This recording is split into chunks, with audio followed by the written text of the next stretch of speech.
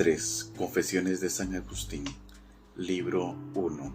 Estaremos compartiendo los capítulos del 13 al 20 con los siguientes temas: el griego y el latín, Homero, dulce y amargo a la vez, todo a tu servicio, las modas literarias corrompidas, la ley gramatical y la ley moral, los pecados de un escolar.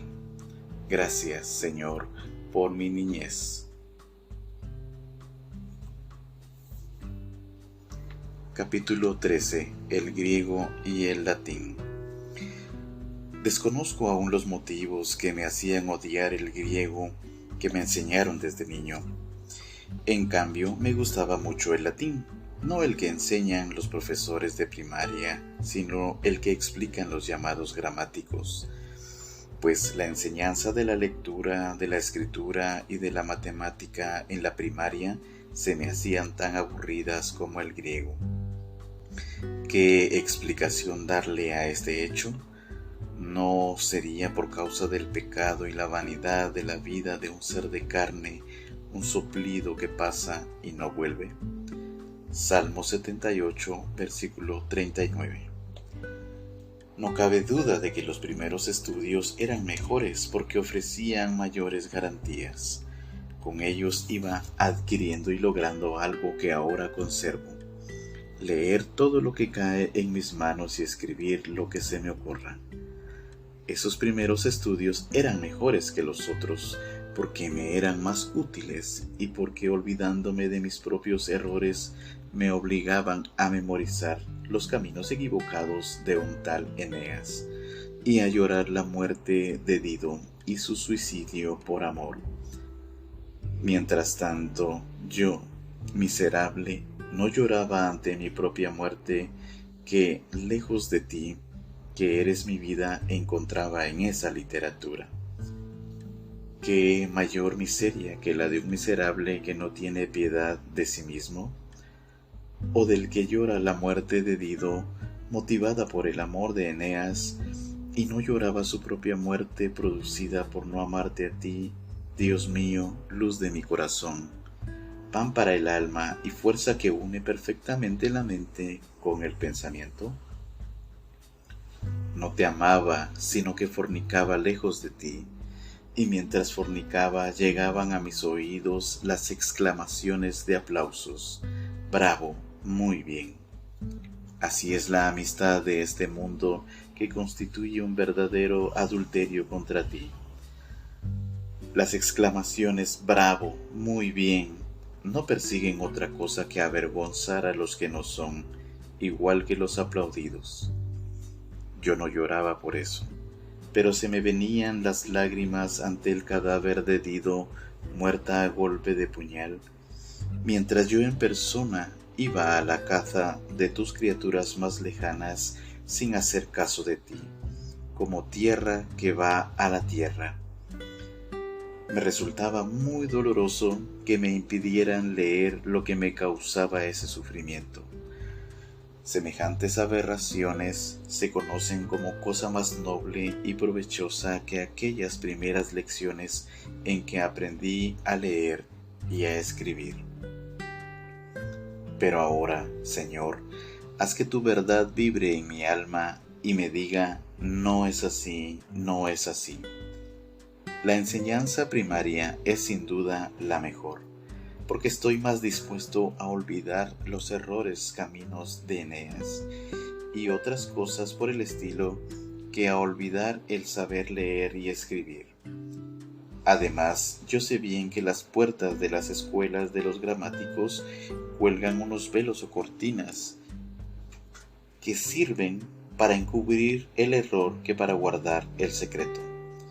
Que no me griten aquellos a quienes no temo, mientras yo te confieso mis preferencias, Dios mío, y encuentro paz en detestar mis malos caminos como medio de enamorarme de la excelencia de tus caminos.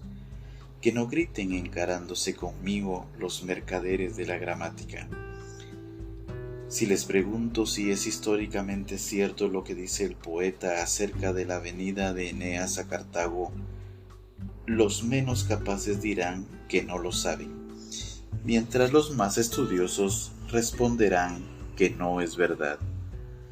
Pero si los pregunto con qué letra se escribe el nombre de Eneas, todos los que estudiaron la primaria darán la respuesta exacta de acuerdo con el abecedario que los hombres fijaron.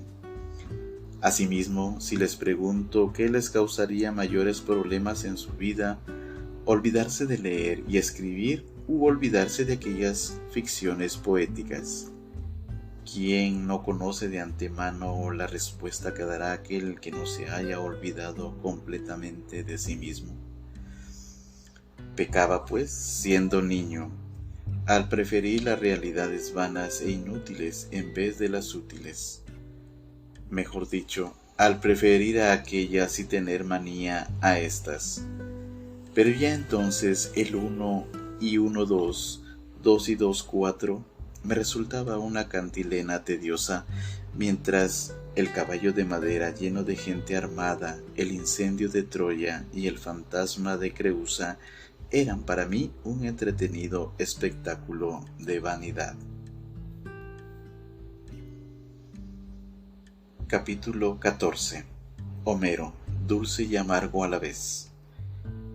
¿Por qué motivo tenía también odio a la gramática griega que tan maravillosamente canta este tipo de relatos? El mismo Homero, maestro en tejer tales fábulas, es dulcísimamente inútil. Pero para mi niñez resultó realmente amargo.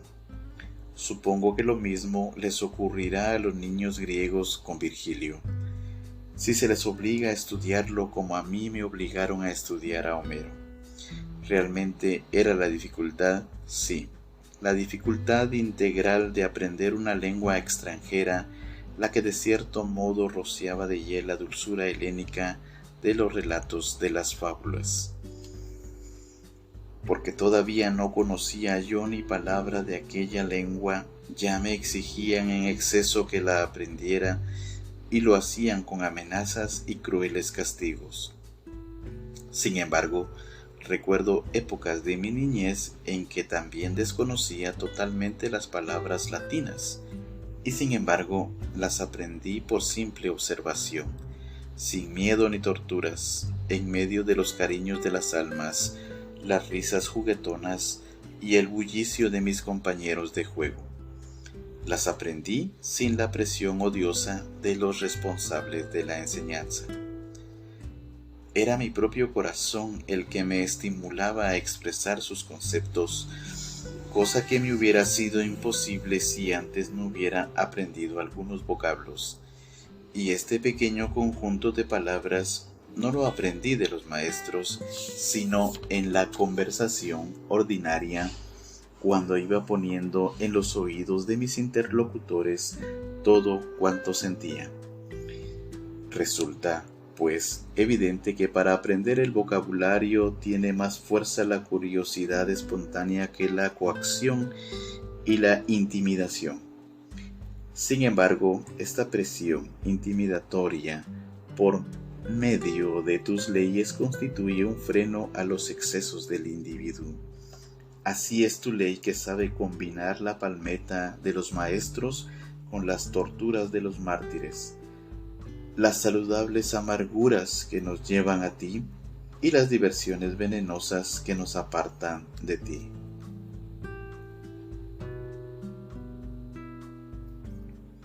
Capítulo 15. Todo a tu servicio. Señor, escucha mi oración, para que mi alma no se desaliente ante tus enseñanzas, ni yo deje de confesar las misericordias con que me libraste de todos mis caminos torcidos, para que sigas siendo para mí más dulce que todas las seducciones que yo seguía, para que te ame con todas mis energías, me coja de tu mano lo más fuerte que pueda y me saques de toda tentación por siempre. Porque tú, Señor, eres Rey mío y Dios mío. Salmo 5, versículo 3. Que todo cuanto de útil aprendí en mi niñez redunde en servicio tuyo. Que todas mis conversaciones, escritura, lectura y operaciones matemáticas estén a tu servicio. porque cuando aprendí aquellas vanidades, tú me castigabas y en medio de ellas me perdonaste los pecados de mi vida disipada. Por supuesto que también en esas lecturas seductoras aprendí muchas palabras útiles, pero este vocabulario puede adquirirse también en lecturas de mejor calidad, y este es el camino seguro que los niños deben seguir.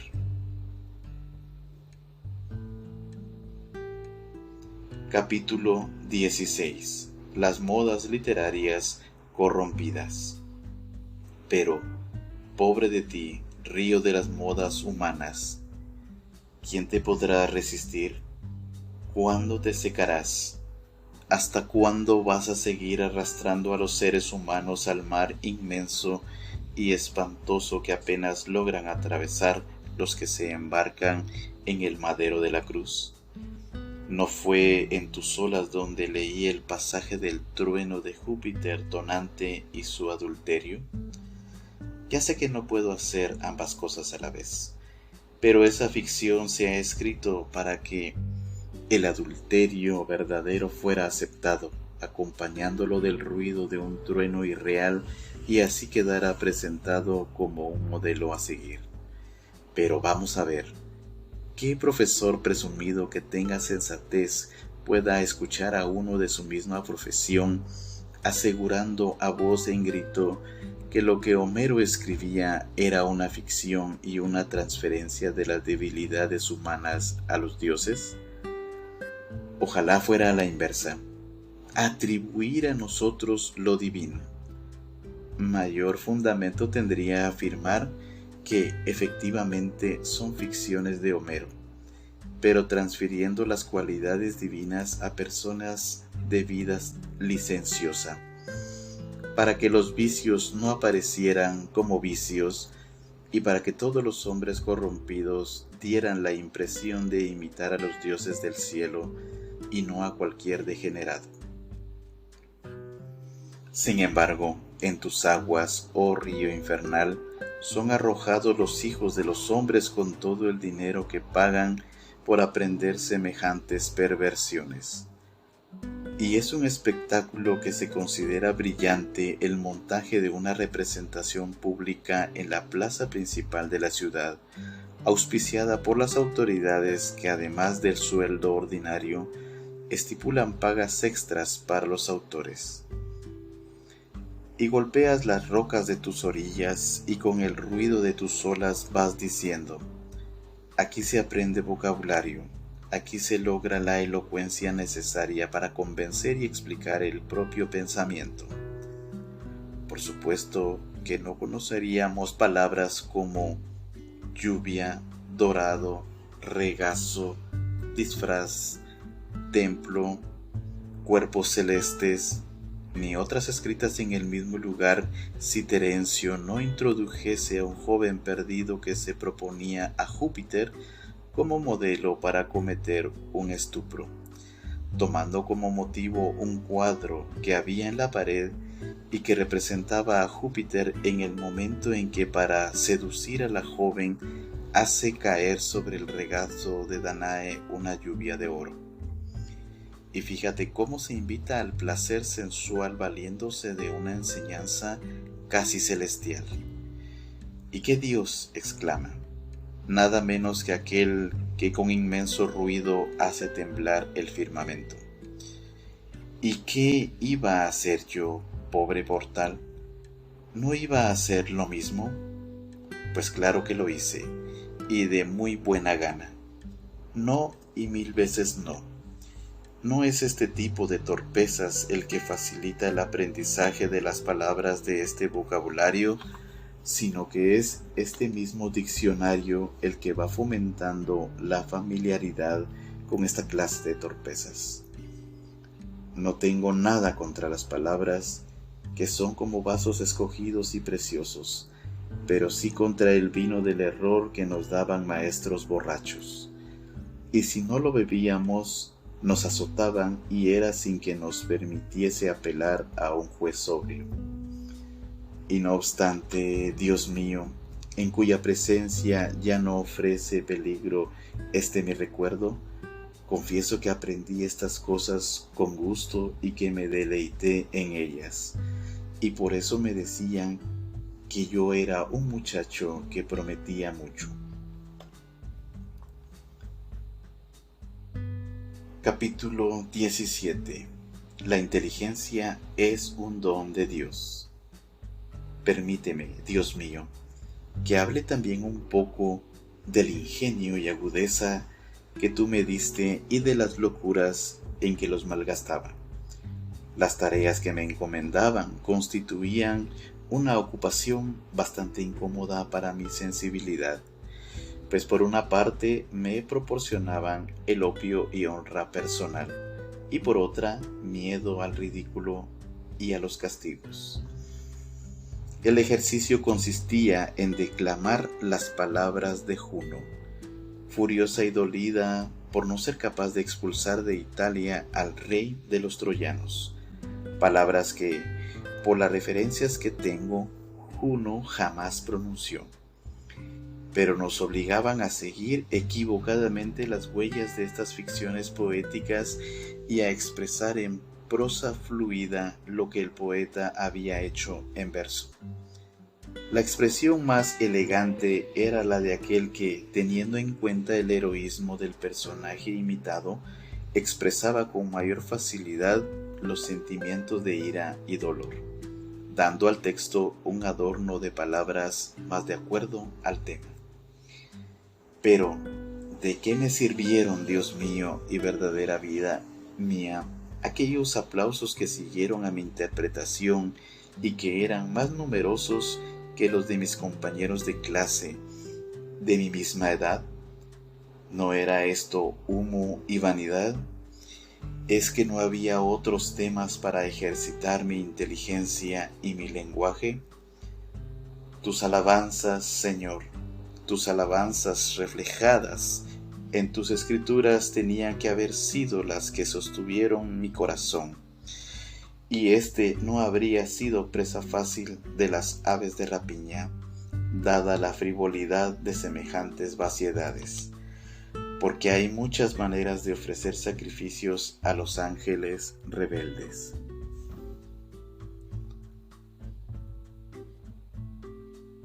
Capítulo 18.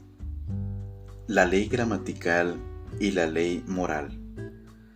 ¿Qué tiene, pues, de extraño que me dejara arrastrar por esta clase de vanidades y me fuera lejos de ti, Dios mío, cuando se me proponían como modelos dignos de imitación personas que, si al relatar algún hecho de su vida, hechos buenos, por supuesto, cometían una falta de sintaxis o de lenguaje, se llenaban de vergüenza cuando se lo hacían notar?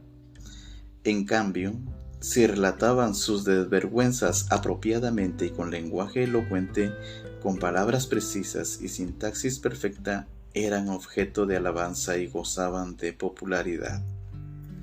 ¿Ves esto, Señor, y te callas, generoso, lleno de misericordia y de verdad? Salmo 103, versículo 8. Pero, ¿vas a estar siempre callado? Pues saca ahora de este tremendo abismo al alma que te busca, que te está sedienta de tu bondad y te dice de corazón: he buscado tu rostro, Señor, y seguiré buscándolo. Salmo 27, versículo 8. Porque anduve lejos de tu rostro en las tinieblas de la pasión. Huir de ti o volver a ti no es cuestión de pasos corporales ni de distancias locales. ¿Acaso aquel hijo menor solicitó caballos, carruajes o embarcaciones, o emprendió el vuelo con alas visibles, o hizo su ruta a pie para ir a vivir a tierras lejanas y malgastar los bienes que les diste al partir y te mostraste más cariñoso cuando volvió hecho un mendigo? Vivir rodeado de pasiones sensuales equivale a vivir en un ambiente tenebroso, es decir, a vivir lejos de tu rostro. Fíjate, Señor Dios, y contempla con esa paciencia tuya en observar cómo los seres humanos se empeñan meticulosamente en cumplir con las reglas y normas sobre letras y sílabas que recibieron de sus antepasados, pero descuidan las prescripciones eternas de la vida que no acaba. Y esto lo hacen de tal manera que quien sabe o enseña las fórmulas clásicamente aceptadas y en contra de las normas gramaticales escribe la palabra hombre sin H. Desagrada más a los hombres que si, en contra de tus mandamientos, odia al género humano siendo él mismo hombre. Como si fuera posible que el hombre tuviera un enemigo más peligroso que el mismo odio con que se irrita contra él, o como si persiguiéndole pudiera hacerle mayor daño que el que causa a su corazón por el odio. Indiscutiblemente, no hay una ciencia más íntima que la propia conciencia, donde está escrito: lo que no quieras para ti, no se lo hagas a otro. Qué íntimo eres tú, que vives silenciosamente en las alturas, único Dios grande, que con ley invariable vas derramando cegueras de escarmiento sobre los deseos ilícitos cuando un hombre anda en busca de fama, de elocuencia ante otro hombre que hace de árbitro y de los numerosos observadores que persigue a su enemigo con odio encarnizado, pero que se cuida mucho de cometer el error ortográfico de describir hombre sin H. En cambio, le tiene sin cuidado eliminar a su semejante de la sociedad en un arrebato de furia.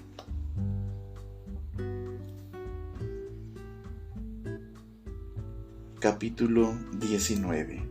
Los pecados de un escolar. Pobre de mí, en mi niñez me veía esclavo de estos métodos escolares. En los concursos me preocupaba por no cometer un barbarismo, pero no evitaba los celos o la envidia contra quienes no lo cometían. Te digo esto, Dios mío, y reconozco ante ti aquellas pequeñeces que era objeto de felicidad por parte de aquellos cuyo aprecio equivalía entonces para mí a vivir honradamente. Yo no veía entonces el remolino de mi torpeza, que me estaba tragando lejos de tu mirada. Salmo 31, versículo 23. ¿Podía haber algo más repugnante a tus ojos que mi persona tramando cantidad de mentiras no solo ante los profesores, sino incluso ante los propios padres cuando trataba de engañarlos? A todos estos extremos me llevaba la pasión por el juego, la afición a los espectáculos frívolos y el gusto por estos juegos dramáticos. También practicaba pequeños hurtos de la despensa casera, unas veces por gula, otras por no tener algo que dar a los amigos a cambio de los juegos que me vendían y de los que disfrutábamos juntos. En estos mismos juegos, en que con frecuencia me ganaban, usaba de artimañas para conseguir victorias, todo por afán de sobresalir. Y la cosa que peor me caía y más me alteraba era sorprenderles en las mismas trampas que yo les hacía a ellos. Pero si el sorprendido era yo, prefería learme, pero no ceder. Y a esto lo llamamos inocencia infantil. No lo es, Señor, no lo es, pues esta misma pasión tiene una trayectoria que va desde la época de la escuela a base de nueces, bolitas, pajaritos, hasta llegar a la edad adulta, como los perfectos reyes que se valen del oro, de la tierra y de los esclavos. Esta misma pasión pasa sin remedio a otras edades. Igual que a los golpes de palmeta de los maestros, le suceden tormentos más refinados. Por eso, tú, Rey nuestro, En la estatura de los niños reconociste simplemente el símbolo de la humildad al decir, de ellos es el reino de los cielos. Mateo capítulo 19, versículo 14.